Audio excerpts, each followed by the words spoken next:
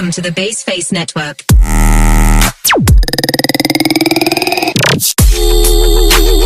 Apa yang terjadi ketika manusia mulai menggabungkan biologi dengan teknologi? Sebuah kekuatan untuk mengkode ulang kehidupan. Ketika organ-organ manusia bisa dicetak, menyempurnakan Assalamualaikum warahmatullahi wabarakatuh. Halo Sobat Sains, perkenalkan nama saya Zahra Nadila.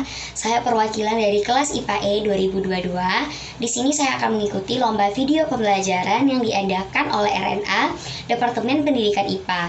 Selamat menonton dan semoga bermanfaat untuk kita semua. Pasti semua sudah makan yang namanya keju mozzarella. Ngomong-ngomong soal keju mozzarella, kamu tahu nggak sih makanan tersebut dibuat melalui proses yang bernama bioteknologi? Ternyata bioteknologi ini sudah ditemukan sejak ribuan tahun yang lalu loh, dan menghasilkan beberapa produk berupa makanan, minuman, obat-obatan, hingga makhluk hidup. Penasaran nggak sih bagaimana cara kerja bioteknologi ini? Oke, kita bahas dulu secara perkembangan bioteknologinya.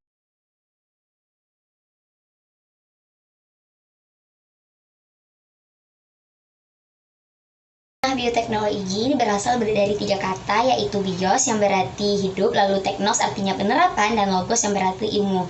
Nah, dengan kata lain, bioteknologi merupakan cabang ilmu biologi yang mempelajari tentang pemanfaatan bagian makhluk hidup untuk menghasilkan barang atau jasa yang bermanfaat bagi manusia. Nah, penerapan bioteknologi ini sudah dilakukan oleh nenek moyang kita sejak ribuan tahun yang lalu. Oke, kita lihat perkembangannya. Nah, perkembangannya dari bioteknologi ini dapat digolongkan menjadi 3 periode. Pertama, yaitu periode bioteknologi tradisional. Nah, periode teknologi tradisional ini sejak 6000 sebelum Masehi, ditandai dengan penggunaan mikroba, yaitu dengan melakukan fermentasi untuk pengolahan atau pengawetan makanan dan minuman. Nah, periode ini berlangsung sebelum tahun 1800 Masehi, diawali dengan pembuatan bir. Pembuatan bir itu berbahan dasar ragi yang dilakukan oleh masyarakat Babilonia. Selain bir, terdapat pula makanan dan minuman yang diolah melalui proses fermentasi itu. Contohnya seperti roti, tempe, tape, oncom, dan kecap. Namun pada zaman-zaman dulu itu kita belum mengenal istilahnya bioteknologi, karena zaman dahulu nggak ada ilmu yang menjelaskan tentang hal tersebut. Yang kedua yaitu periode bioteknologi ilmiah. Nah, pada periode bioteknologi ilmiah ini 1800 tahun Masehi sampai pertengahan abad ke-19.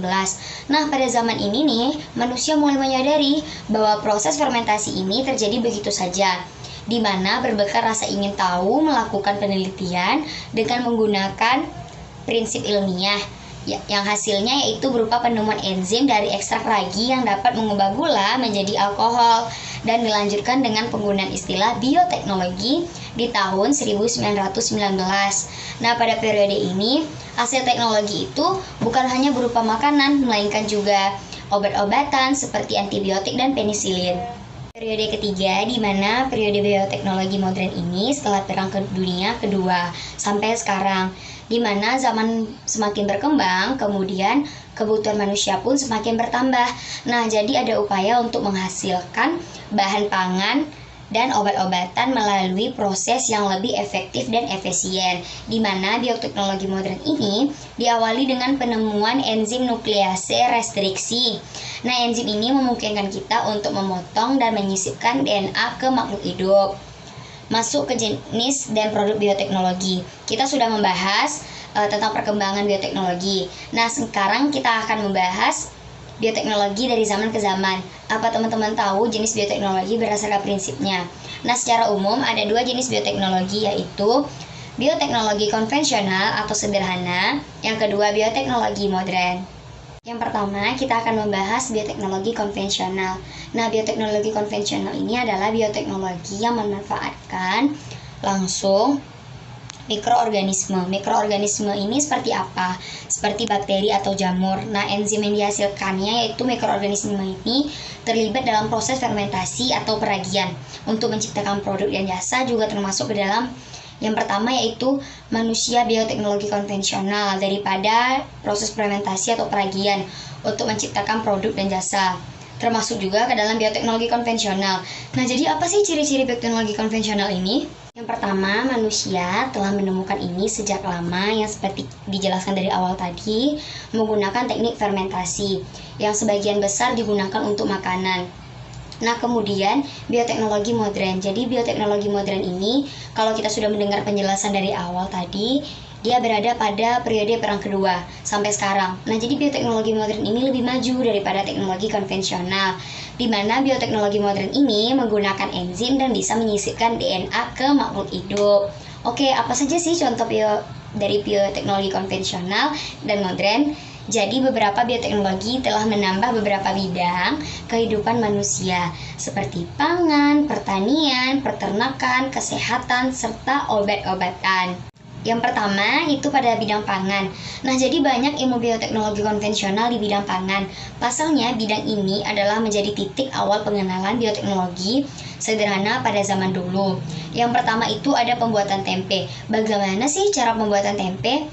Pembuatan tempe ini pada dasarnya dilakukan dengan namanya teknik fermentasi, yang mana fermentasi ini dilakukan dengan cara menumbuhkan jamur Rhizopus oryzae dan Rhizopus oligosporus.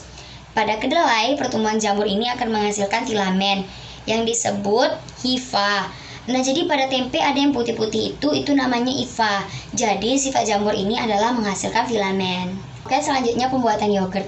Nah, jadi yogurt ini terbuat dari susu. Yogurt ini adalah minuman susu fermentasi yang menggunakan bakteri Streptococcus thermophilus dan Lactobacillus burgarius. Nama bakteri ini akan mengubah laktosa menjadi asam laktat. Efek lain dari fermentasi adalah memecahkan protein susu yang menyebabkan susu ini mengental. Inilah yang membuat minuman itu menjadi asam dan kental.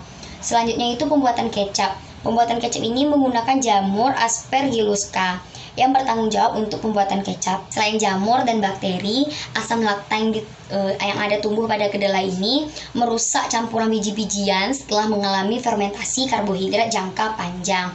Dihasilkanlah kemudian pembuatan keju. Pembuatan keju ini merupakan bahan makanan yang dihasilkan dengan cara memisahkan padatan dari susu melalui proses koagulasi. Oke, penebalan ini dilakukan dengan menggunakan bakteri Lactobacillus burgarius dan Streptococcus thermophilus. Ini sama dengan yogurt tadi. Selanjutnya itu dalam bidang pertanian, di mana dalam bidang pertanian ini saya memberi contoh yaitu bioteknologi modern, yaitu buah tahan busuk. Apakah teman-teman tahu buah tahan busuk itu? Nah, selama ini kan kalau kita makan buah itu pasti kalau udah 1 hari atau 2 hari itu buahnya busuk kan. Nah, dari pematangan buah ini terjadi karena adanya rangsangan dari hormon etilen. Inilah yang dilakukan namanya rekayasa genetika. Pada rekayasa genetika ini buah tersebut direkayasa yang merupakan hasil penemuan manusia yang bisa membantu supaya kebusukan pada buah ini bisa dicegah. Nah, salah satu contohnya adalah penelitian yang berhasil melakukan rekayasa genetika pada tomat, yaitu produk bioteknologi modern yang buahnya itu tahan lama atau tahan busuk. Selanjutnya, kita masuk ke bidang peternakan, yaitu bioteknologi modern pada contoh cloning hewan. Nah, cloning ini adalah proses di mana seluruh organisme diproduksi dari sel yang diambil dari organisme induk sehingga menghasilkan keturunan yang secara genetika itu identik. Yang berarti hewan yang akan dikloning itu merupakan duplikat yang sama persis dengan induknya, berarti juga memiliki DNA yang sama. Jadi bisa dikatakan 100% sama persis dengan induknya. Jadi cloning yang pertama berhasil itu yang dilakukan adalah pada domba doli pada bidang peternakan. Sekian paparan materi dari saya, semoga bisa bermanfaat untuk semuanya dan bye-bye.